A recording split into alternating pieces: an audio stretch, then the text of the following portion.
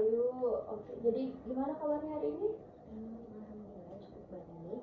Alhamdulillah. Oke, tapi mungkin sebelum melangkah lebih jauh, di sini ibu mau mengatakan ya bahwa dalam proses konseling ini, di sini ibu sebagai fasilitator yang akan membantu Kak Ayu untuk menemukan atau memecahkan masalah yang sedang dialami oleh Kak Ayu.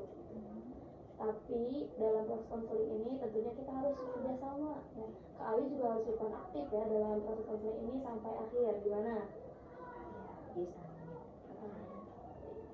Tapi sebelumnya mungkin dalam proses konseling ini ada beberapa asas yang harus kita taati bersama. Yang pertama itu ada asas kerahasiaan. Jadi dalam sesi konseling ini Kak Ayu nggak usah khawatir ya, mau cerita apapun, semua hal yang Kak Ayu ceritakan insya Allah akan aman, terjaga kerahasiaan.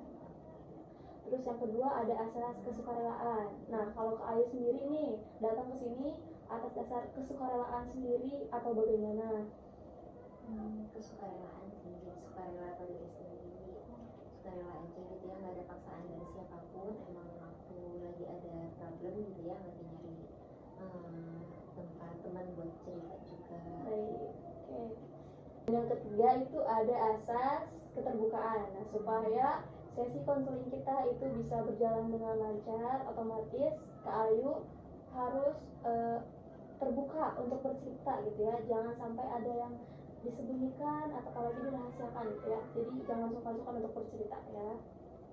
Tapi sebelumnya saya mohon maaf ya untuk membatasi proses konseling ini selama kurang lebih 10 sampai 15 menit. Nah, kira-kira apakah cukup waktunya? Cukup. Alhamdulillah.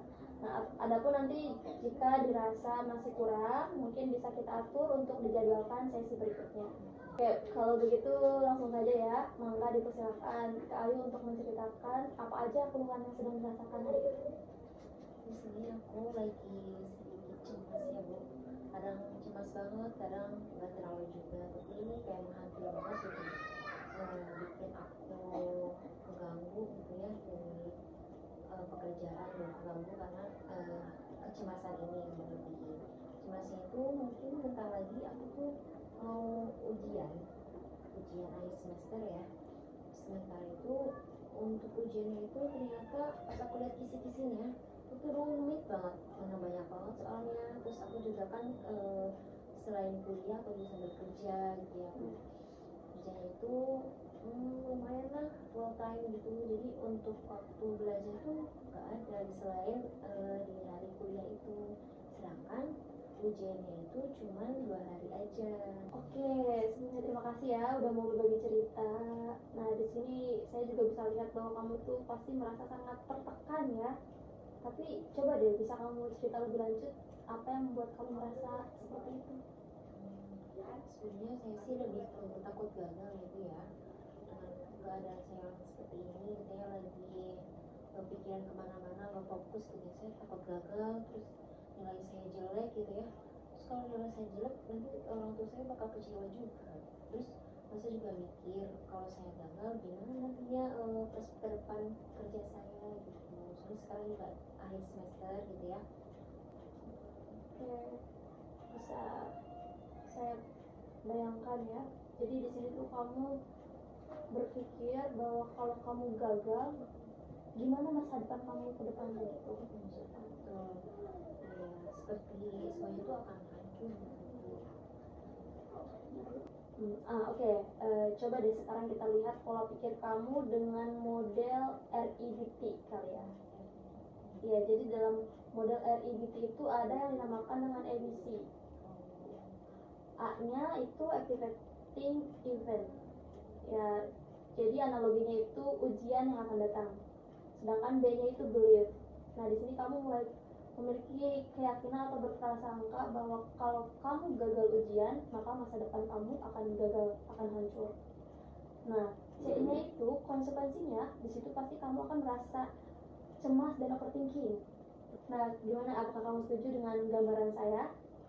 Setuju sih Bu, itu masuk akal juga sebenarnya ya.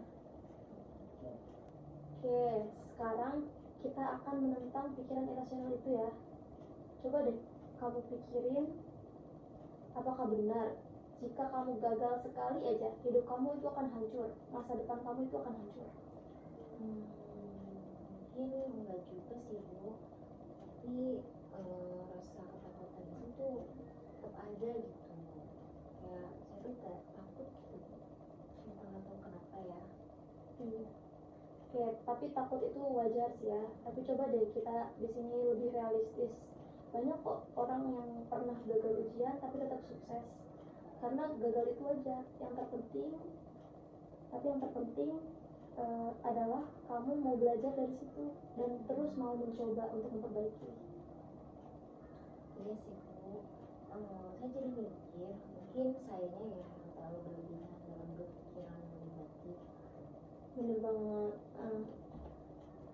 Pikiran seperti kegagalan itu adalah sebuah bencana atau kamu harus selalu sukses, itu tuh merupakan pemikiran irasional. Nah, coba deh kita ganti pemikiran tersebut itu menjadi pikiran yang lebih sehat. Gimana? Oke, mari deh coba kita ubah pikiranmu menjadi lebih sehat ya. Coba deh kamu pikirin, ujian itu emang penting, tapi satu ujian itu tidak akan menentukan seluruh hidupku. Aku akan terus berusaha mencoba dan akan menerima hasil yang akan terjadi. Bagaimana menurutmu? Iya sih ya, aku setuju. Nah itu terdengar lebih menyenangkan ya. Nah, bagus. Kamu bisa menuliskan kalimat yang tadi ya. Ketika kamu sedang mengalami overthinking, terus kamu juga harus atur jadwal belajar kamu, tapi jangan lupa juga untuk istirahat karena otak kamu juga butuh jeda ya. Jangan terlalu di pressure, nanti overthinking berlebih. Nah, alhamdulillah hari ini kamu sudah melakukan langkah besar dengan mengganti pikiran irasional kamu, menggantinya dengan pikiran yang lebih sehat, yang lebih rasional. Nah, kalau kamu mau, mungkin nanti di sesi berikutnya kita akan melakukan evaluasi perubahan yang kamu rasakan. Tapi sebelumnya, untuk mengakhiri sesi kali ini, bagaimana? Apakah ada yang ingin kamu sampaikan? Aku cuma mau ucapin ini aja sih, makasih banyak ya Bu ya. Setelah ngikutin sesi konseling ini, aku merasa lebih ringan rasanya gitu, lebih lega gitu ya. Lebih bisa menerima kenyataan gitu ya. Baik, alhamdulillah, sama-sama. Saya juga merasa senang ya kalau kamu merasa lebih baik. Sampai jumpa ya nanti di pertemuan berikutnya. Siap Ibu, terima kasih ya. Semoga lebih bahagia dan lebih berpikir rasional. Terima kasih.